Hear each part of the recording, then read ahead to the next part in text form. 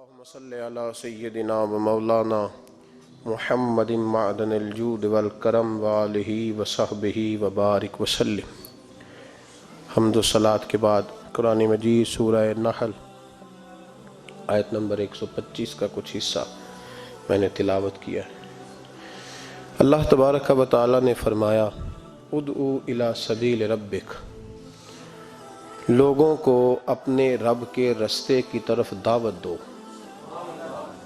امت مسلمہ کی ڈیوٹی لگا رہا ہے مالک، لوگوں کو اپنے رب کے رستے کی طرف دعوت دو، پیغام دو۔ کس طرح دو؟ بالحکمہ، حکمت کے ساتھ اللہ کی طرف بلاؤ، والموعظۃ الحسنہ، اور اچھی نصیحت کے ساتھ لوگوں کو اپنے رب کا رستہ دکھاؤ۔ یہ جو واعظ ہے، نصیحت ہے، تقریر ہے، یہ رسم نہیں ہے، یہ ایک مشن ہے۔ واعظ و نصیحت ایک عبادت ہے۔ نبی پاک سید عالم صلی اللہ علیہ وسلم نے فرمایا ہے کہ بعض تقریریں جادو ہوتی، یہ اثر آفرینی ہے، یہ پیغام ہے۔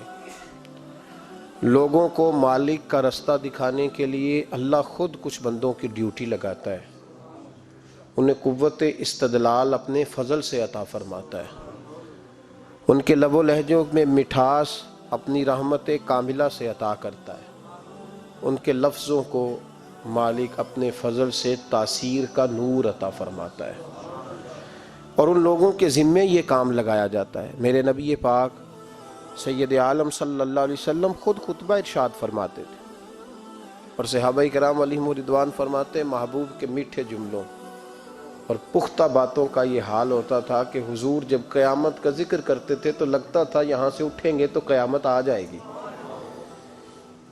اور محبوب پاک علیہ الصلوۃ والسلام جب کوئی بات ارشاد فرماتے تھے اور بات کرتے کرتے کبھی حضور لوگوں کو اللہ کے خوف کا اور قیامت کے قائم ہونے کا درس دے رہے ہوتے تھے تو لگتا یہ تھا کہ حضور کا منبر بھی درد سے رو رہا ہے۔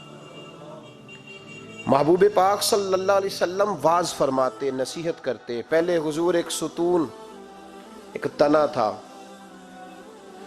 خشک درخت جب ہو جاتا ہے تو جو اس کا حصہ کھڑا رہتا ہے اس کو خشک تنا کہا جاتا ہے، تو وہ صحابہ نے مسجد میں گاڑ دیا تھا تو اللہ کے محبوب اس کے ساتھ ٹیک لگا کے خطبہ دیتے تھے۔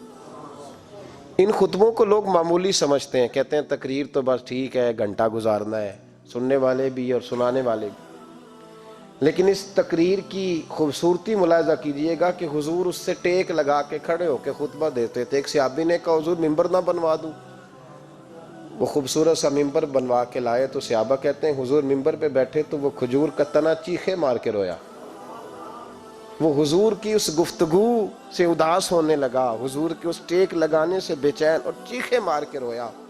ہمیں سمجھ نہ آتی، یہ کوئی اس طرح روتا ہے جیسے کوئی بچہ ماں سے بچھڑ کے روئے، دائیں بائیں دیکھتے پر کسی کو خبر نہ لگی۔ دلوں کے حال جاننے والے رسول اٹھے اور محبوب پاک قریب گئے، اور جس طرح بچھڑی ہوئی ماں بیٹے کو سینے سے لگاتی ہے، حضور نے تنے کو سینے سے لگایا۔ تو یاد رکھیں یہ تقریر تو ایک رانائی ہے، یہ تو ایک خوبصورتی ہے، یہ تو ایک حسن ہے۔ اب جس مقاصد کے لیے ہم تقریریں سنتے ہیں، بس شعر آیا تو کیا بات ہے جی، آج جو شعر سنایا اس کی کیا بات، وہ جو بات آج سنائی مزہ آ گیا۔ تقریر لطف کے لیے نہیں، تقریر اصلاح کے لیے ہوتی ہے۔ تو بتا تو نے اس سے حاصل کیا کیا، تیرے اندر تبدیلی کیا آئی، تو نے وہاں سے کیا چیز سیکھی، کون سا تیرا آج رخ بدل گیا، کس طرف تیری توجہ ہٹ گئی۔ بہت سارے تو ایسے ہیں جو تقریر کرنا ہی چھوڑ گئے، اور جو کرتے ہیں وہ بھی تقریریں نعروں کی نظر ہیں الا ماشاءاللہ، اور برسوں سے جو خود محفل نعت کرانے والا ہے وہ بیچارہ خود نمازی نہیں بن سکا، جو کئی سالوں سے ہر سال محفل سجاتا ہے اس نے کیا حاصل کیا وہاں سے۔ تقریر ایک خوبصورتی ہے۔ میرے محبوب کی تقریریں اور ان تقریروں کا کبھی حسن پوچھنا ہو تو صرف مسجد نبوی کے ممبر سے خوشبو نہیں آئے گی، بلکہ آپ کو بدر کا میدان بھی بتائے گا کہ میں نے بھی مصطفیٰ کے خطبے سنے ہوئے ہیں، آپ کو احد کے پہاڑ بھی بتائیں گے کہ ہم نے بھی حضور کے خطبے سنے ہیں، اور آپ کو حنین کی وادیاں بھی بتائیں گی کہ مصطفیٰ خطبہ دیتے تھے، اور خانہ کعبہ جب حاجی طواف کر رہے ہوتے ہیں اور خطبہ جمعہ پڑھا جا رہا ہوتا ہے تو کعبہ کہتا ہے لوگوں مجھ سے پوچھو فتح مکہ کے موقع پر اونٹنی پر بیٹھ کر جب مصطفیٰ نے خطبہ پڑھا تھا، کیا خطبہ تھا، کیا رنگ تھا، کیا رعنائی تھی۔ تو یہ خطبے حضرت ابو بکر صدیق تقریر کرتے تو لوگ کہتے ہیں یوں لگتا کہ ابو بکر دلوں میں اتر جائیں گے۔ عمر کبھی خطبہ پڑھتے تو یوں لگتا کہ عمر یہاں بول رہے ہیں اور کیسر و کسریٰ وہاں کانپ رہے ہیں۔ ان لوگوں کی باتوں میں ٹھنڈک تھی، جہاں یہ دین کے مجاہد بنتے تھے تو وہی باتیں جلال تھیں، کمال تھا ان کی باتوں۔ بہت سارے لوگوں کی گفتگو اتنی خوبصورت ہوتی ہے، اب تو لوگ تقریر کرنے والے کو مولوی کہتے ہیں اور دم کرنے والے کو صوفی کہتے ہیں، حالانکہ صوفیاء کا سب سے زیادہ کمال یہ ہے کہ وہ لوگوں کو اپنی گفتگو سے اللہ کی طرف موڑ دیا کرتے ہیں۔ اصل صوفی وہ ہوتا ہے، آج جس با کمال صوفی کا ہم ذکر کرنے جا رہے ہیں، حضور غوث پاک، محبوب سبحانی، قندیل نورانی، شہباز لامکانی، شیخ سید عبد القادر جیلانی۔ کسی نے پوچھا تھا حضور غوث اعظم سے کہ آپ کی ولایت کس طرح کی ہے، تو آپ نے اپنی ایڑی کی طرف اشارہ کر کے فرمایا جب تک میرا قدم نہ لگے اللہ کسی کو ولایت دیتا ہی نہیں۔ تو میری ولایت کی بات کرتے ہو، میں جب تک مور نہ لگاؤں اللہ کسی کو ولی بناتا۔ شیخ سعدی بول پڑے، کہنے لگے غوث اعظم درمیان اولیاء چوں محمد درمیان انبیاء۔ حضور غوث اعظم رضی اللہ تعالیٰ عنہ کا ولیوں میں وہی مقام ہے جو نبی پاک کا نبیوں میں مقام ہے۔ امام الاولیاء، سرتاج الاولیاء حضور غوث پاک رضی اللہ تعالیٰ عنہ۔ حضور غوث اعظم رضی اللہ تعالیٰ عنہ فرماتے ہیں میں تقریر نہیں کرتا تھا، تعلیم میں نے حاصل کر لی، پر میں تقریر، یہ بڑا ضروری کام ہے، یہ بڑا ضروری کام ہے۔ جو اثرات اس کے ہوتے ہیں باقی چیزوں، حضرت جنید بغدادی، یہ تو حضور غوث اعظم کے بھی پیر ہیں نا، یہ تو حضرت داتا علی اجویری کے بھی پیر ہیں۔ حضرت جنید بغدادی کے بارے میں داتا صاحب نے لکھا ہے کشف المعجوب میں، فرماتے میں عالم بن گیا، پڑھ گیا، میرے ماموں بھی تھے، میرے مرشد بھی تھے حضرت سری سختی رحمت اللہ علیہ، تو مجھے اکثر کہتے کہ جنید یار تقریر کیا کر۔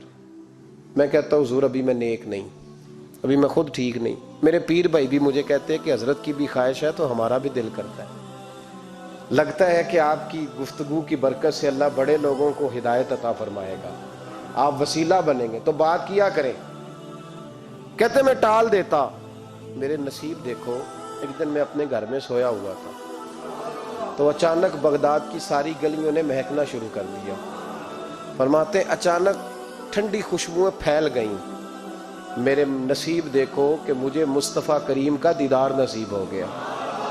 خواب میری وچ آیا ماہی تے میں گل وچ پا لئیاں باواں، تے ڈر دی ماری اکھ بھی نہ کھولاں کتے پھر بچھڑ نہ جاواں۔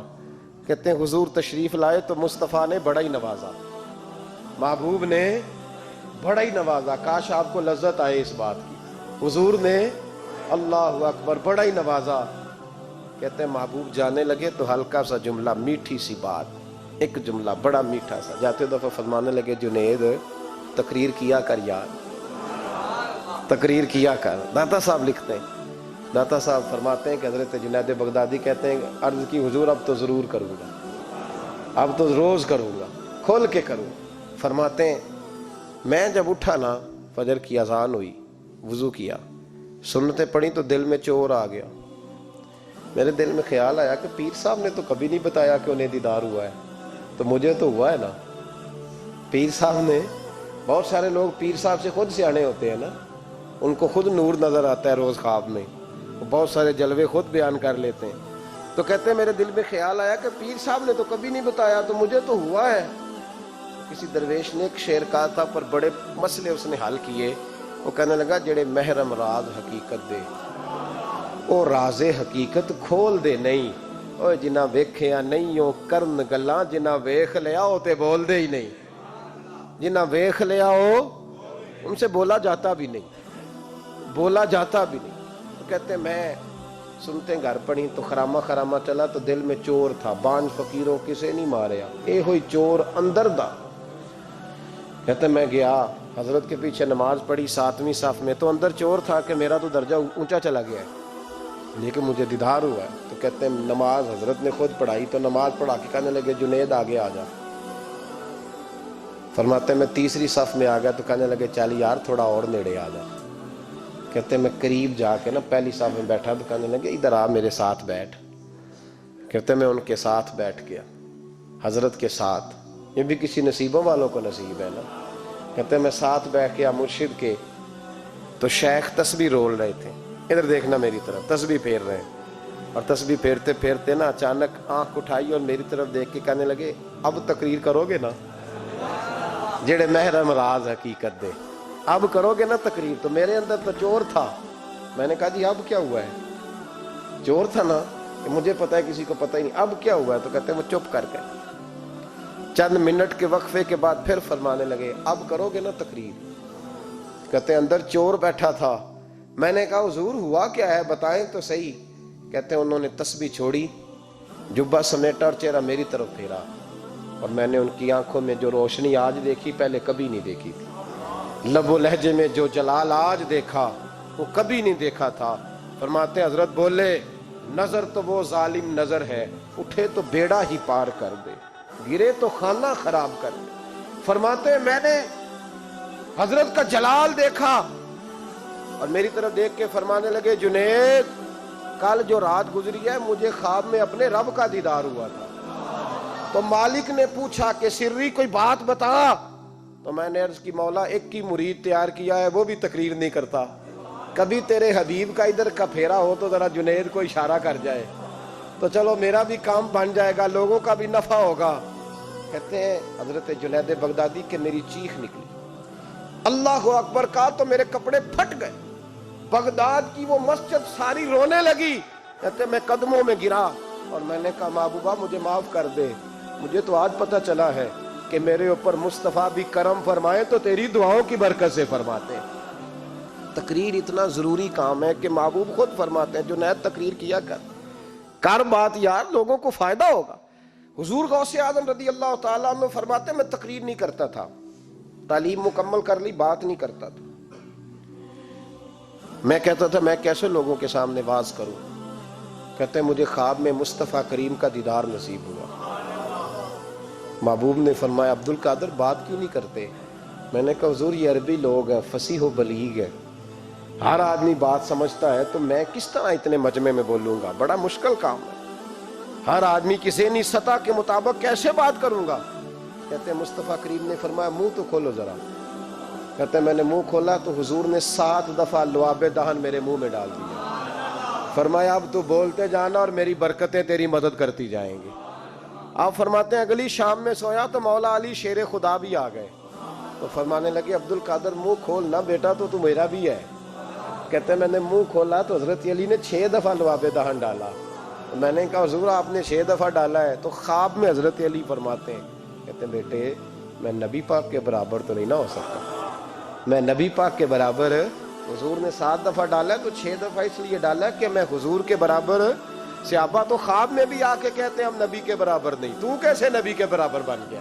وہ تو خواب میں بھی آ کے کہتے ہیں کہ ہم حضور کے برابر، تو زندگی میں دعوے کرتا پھرتا ہے۔ حضور غوث اعظم فرماتے ہیں بس پھر چھوٹی سی مسجد اور اس میں نے تقریر شروع کی، میں اکیلا ہی چلا تھا جانب منزل مگر، پھر لوگ ملتے ہی گئے، پھر کارواں بنتا گیا۔ فرماتے ہیں چھوٹی سی مسجد، پھر مسجد بڑی ہوئی، پھر مجمع بڑھ گیا۔ فرماتے ہیں پھر جامع مسجد، پھر مجمع وہاں بھی کم پڑ گیا، پھر بغداد کی عیدگاہ وہ بھی بھر گئی تو صحرا میں جا کے خیمے لگ گئے۔ کہتے ہیں تقریر ہوتی تو ہزاروں کا مجمع، ہزاروں کا۔ ملا علی قاری کہتے ہیں غوث اعظم کے اجتماع میں 70 ہزار لوگ شریک ہوتے تھے، ہزاروں علماء کاغذ قلم لے کے بیٹھے ہوتے تھے کہ غوث پاک جو باتیں بیان کریں گے تفسیری نقطے ہم نے نوٹ کرنے، اور حضور غوث اعظم کو اللہ نے یہ کمال دیا تھا، کمال، یہ آپ کی کرامت تھی کہ بغیر سپیکر کے بولتے تھے، جیسی سمجھ پہلے والے کو آتی تھی ویسی آخری والے کو آیا کرتی۔ آج نا کرامت کی بات آتی ہے تو بندے چھپنے لگ جاتے ہیں، کہتے ہیں نہیں یہ نہیں ہو سکتا، بڑا مدافعانہ سا عمل، بڑا شرمندہ سا اللہ بولا ہے جاجی وہ غوث پاک ایک دن ایک صاحب کرامت بیان کر رہے تھے تو بڑے جھجک کے حضور غوث اعظم، میں نے کہا تو بیٹھ، مجھے بیان کرنے دے، تو ڈر رہا ہے، کرامت سے ڈر رہا ہے، مجھے بیان کرنے دے، میں بیان کرتا ہوں، مجھے بیان کرنے دے۔ ملا علی قاری علیہ رحمہ نے لکھا ہے، دیگر بہت سارے لوگوں نے لکھا ہے، غوث اعظم خطبہ دے رہے تھے، تقریر کر رہے تھے، اچانک ہاتھ آگے بڑھایا تو یہاں تک ہاتھ بھیگ گیا غوث اعظم۔ ہاں کھول کے دیکھے، کھول کے بات کر رہا ہوں، ہاتھ یہاں تک بھیگ گیا۔ مرید کہتے ہیں ہم نے پوچھا حضور پانی بھی کوئی نہیں، ہاتھ بھیگ گیا۔ میں چپ کر کے سبق پڑھو، شاگردوں کو پڑھا رہے، چپ کر کے سبق پڑھو۔ تھوڑی دیر گزری، چند گھنٹے تو ایک قافلہ آ گیا، سارے لوگ پانی میں بھیگے ہوئے، حضور غوث اعظم کے سامنے کھڑے ہوئے، کہا حضور آپ نے بڑی کرم نوازی فرمائی، بڑی کرم نوازی۔ وہ شاگرد کہنے لگے ہوا کیا؟ تو وہ لوگ کہنے لگے کشتی میں بیٹھے تھے تو کشتی ڈوبنے لگی، ہم نے کہا یا شیخ عبد القادر جیلانی، خدا کے فضل سے ہم پر ہے سایہ غوث اعظم کا، ہمیں دونوں جہاں میں ہے سہارا غوث اعظم کا۔ کہتے ہیں حضور غوث اعظم نے وہاں بیٹھے ہاتھ لگایا اور ڈوبتی کشتی کو باہر نکال لیا، اور ڈرنے لگے، کہنے لگے جناب یہ کرامت لوگ نہیں مانیں گے۔ تو میں کہا جنہیں نہیں مننا نہ مننے، ان کے کانوں کے نا پیچھے خارش ہوتی ہے جب اس طرح کی ولیوں کی بات بتائی جائے۔ وہ تو حضور غوث اعظم کی بات نہیں مان رہا، پڑھنا سورہ نمل، پڑھ۔ حضرت سیدنا سلیمان علیہ السلام اپنے محل میں بیٹھے دربار میں، فرمایا ملکہ بلقیس کا تخت چاہیے۔ تم قرآن نہیں پڑھتے؟ ملکہ بلقیس کا تخت چاہیے۔ ایک جن اٹھا، اس نے کہا دربار برخاست ہونے سے پہلے، دربار کے برخاست ہونے سے پہلے، بے شک آپ 5 منٹ میں برخاست کر دیں تخت آ جائے گا، ہزاروں میل دور تھا۔ پتہ نہیں کہاں قرآن پڑھتے ہو تم، بنی اسرائیل کے ولیوں کی کرامتیں مانتے ہو، اور نبی پاک کی امت کی باری آئے تو تمہیں خارش ہوتی ہے۔ شرمندہ سا لب و لہجہ، ہمارا لب و لہجہ شرمندہ نہیں، اس لیے کہ ہم تو جیتے اور زندہ ہی ولیوں کے نام کی برکت سے، ہمارے لب و لہجے میں تمہیں شرمندگی نہیں ملے گی۔ ہم اس طرح بیان نہیں کرتے کہ کوئی کیا کہے گا تو بچ کے جملے۔ حضرت سلیمان سے کہا آپ کا دربار برخاست ہونے سے پہلے، آپ نے فرمایا نہیں بھائی اس سے بھی پہلے چاہیے۔ ایک اٹھا، عندہ علم من الکتاب، جس کے پاس کتاب میں سے کچھ علم تھا، پورا علم نہیں تھا اس کے پاس، کتاب میں سے۔ حضرت آصف بن برخیا تو کہنے لگے حضور میں نہ لے آؤں، تو میں کب لاؤ گے؟ انہوں نے کہا پلک جھپکنے سے نہ، اگر سارے بولے تو لطف آئے گا، پلک جھپکنے سے پہلے۔ آپ نے فرمایا چل لا کے دکھا۔ پھر آیا کہ نہیں؟ بولے آیا نا۔ حضرت آصف بن برخیا وہاں سے گئے کہ وہیں رہے؟ آیا نا تخت، 80 فٹ اونچا، 80 فٹ چوڑا، 80 فٹ لمبا، اتنا بھاری کہ شاید 50 لوگ نہ اٹھا سکیں، وہ آیا سامنے رکھا۔ حضرت سلیمان کہنے لگے یہ کیا ہے؟ تو جناب آصف بن برخیا کہنے لگے ھذا من فضل ربی، یہ میرے رب کا، اور جن پر نرا فضل ہے ان کی یہ شان ہے، جن کو اللہ کہ وبشر المؤمنین بان لهم من اللہ فضلا کبیرا۔ محبوب اپنے غلاموں کو خوشخبری دے دے کہ تیرے غلاموں پر میرا بڑا فضل ہے، فضل نہیں فضل کبیر ہے۔ تو جن پر نرا فضل ہو وہ تو بغیر جائے تخت لے آئے، اور جن پر فضل کبیر ہو وہ ڈوبتے ہوئے مرید کو ہاتھ ڈال کے بچا نہیں سکتے، وہ نہیں بچا سکتے۔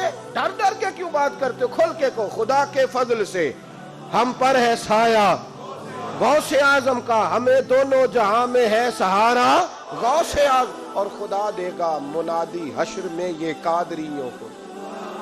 اور اس سے مراد ہر حضور غوث اعظم کا نام لینے والا قادری ہے۔ خدا دے گا منادی حشر میں یہ قادریوں کو۔ کہاں ہے قادری؟ کر لے نظارہ غوث اعظم کا۔ کہاں ہے قادری؟ کر لے نظارہ غوث اعظم کا رضی اللہ تعالی عنہ۔ اور جمیل قادری 100 جان سے ہو قربان مرشد پر۔ یہ اعلیٰ حضرت کے خلیفہ تھے جنہوں نے لکھا ہے، کہتے ہیں جمیل قادری 100 جان سے ہو قربان مرشد پر، بنایا جس نے مجھ جیسے کو بندہ غوث اعظم کا، بنایا جس نے مجھ جیسے کو بندہ غوث اعظم کا۔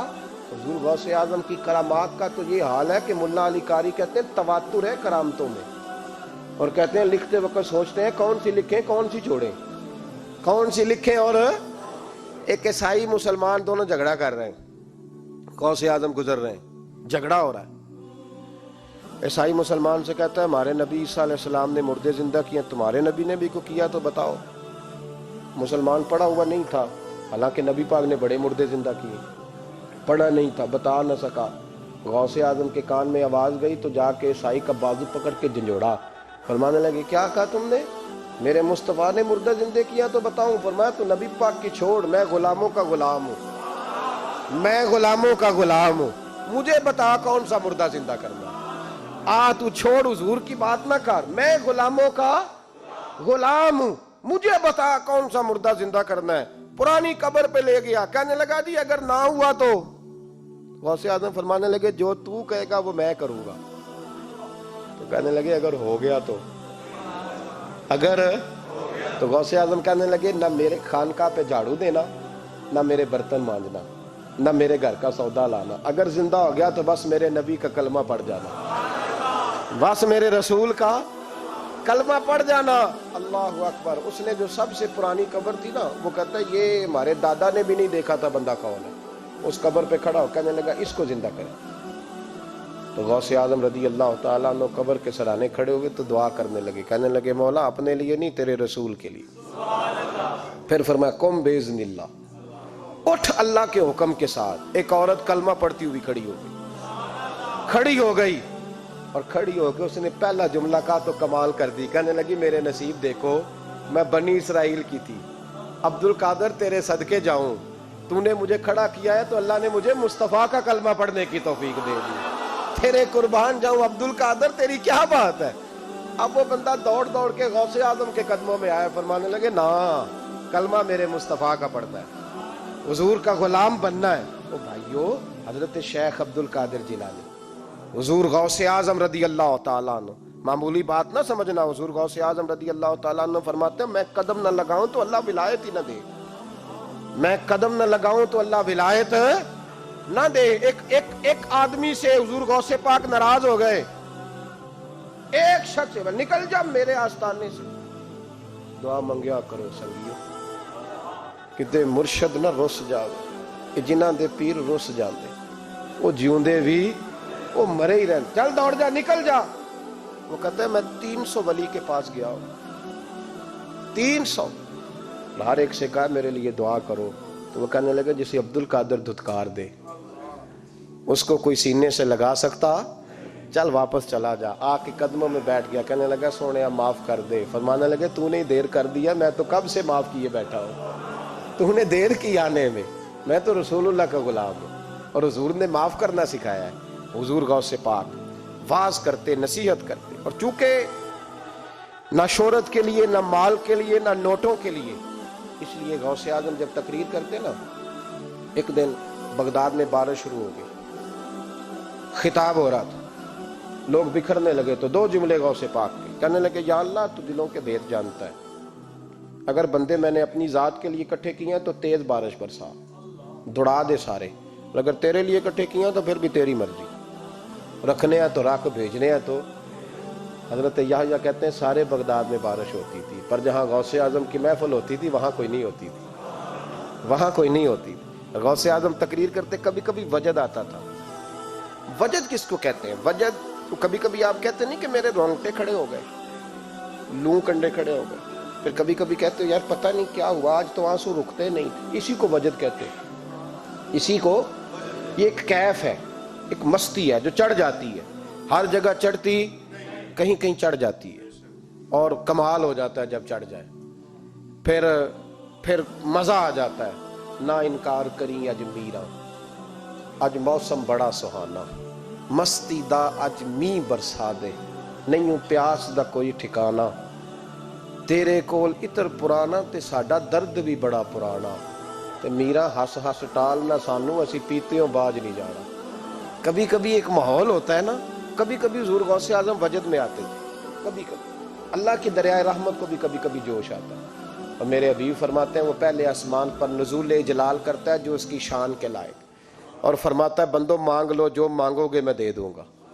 میرے محبوب کے دریائے رحمت کو بھی جوش آتا تھا، حضور فرماتے تھے آج پوچھو جس نے جو پوچھنا ہے، پوچھو، حضور فرمایا کرتے تھے، ایک دن حضرت ربیہ بن کعب سامنے کھڑے ہیں تو میں سال یا ربیہ، ربیہ جو دل کرتا ہے مانگ لے، تیرا نبی تجھے دے دے گا۔ کبھی کبھی دریائے کرم جوش میں، تو غوث اعظم کو کبھی کبھی جوش آتا تھا۔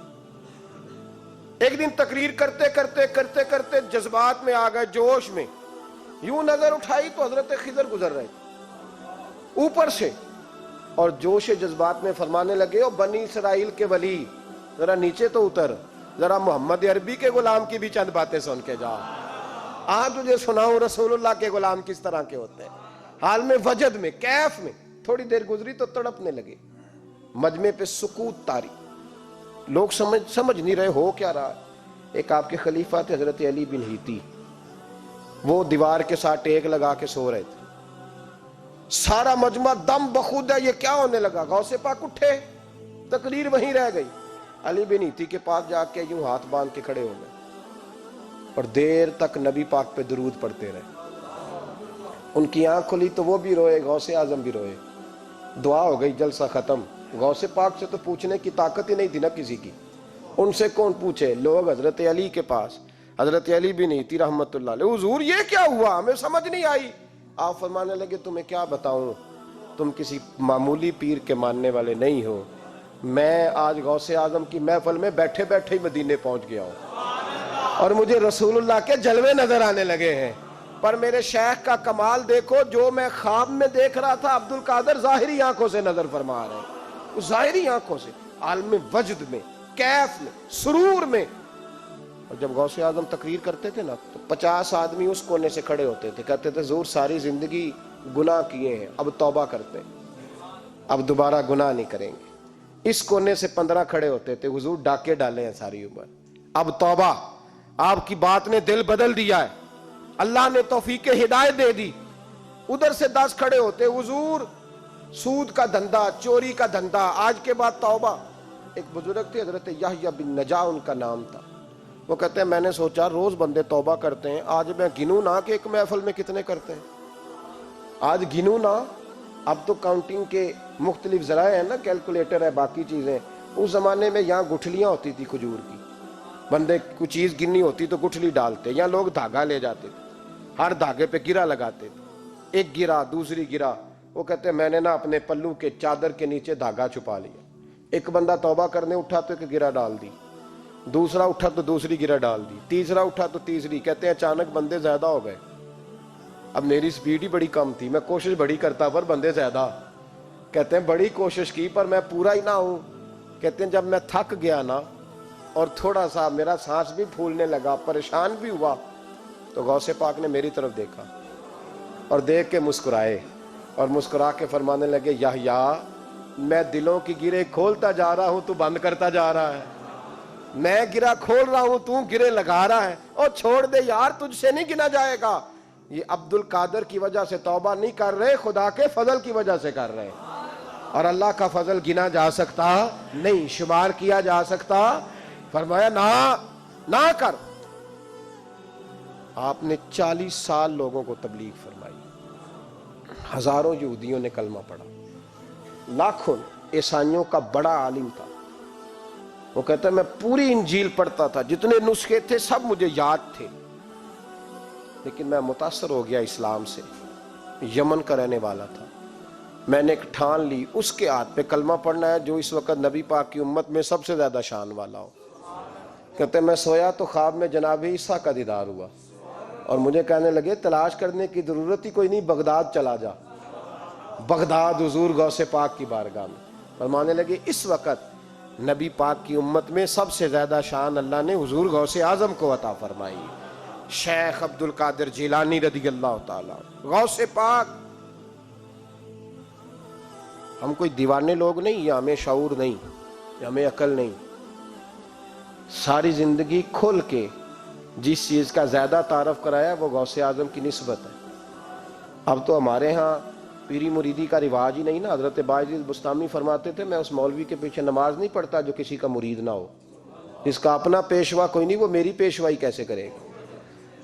حضرت مخدوم اشرف جہانگیر سمنانی فرمایا کرتے تھے میں تو اس دکاندار سے سودا نہیں لیتا جو کسی کا مرید نہ ہو، اس لیے کہ جس نے تربیت ہی نہیں لی، جس کے اندر درد ہی نہیں، روحانیت ہی نہیں، اس کا پیشوا ہی کوئی نہیں. کس طرح اب تو ماحول نہیں نہ رہا. لیکن یاد رکھو یہ نسبت اتنی تگڑی ہے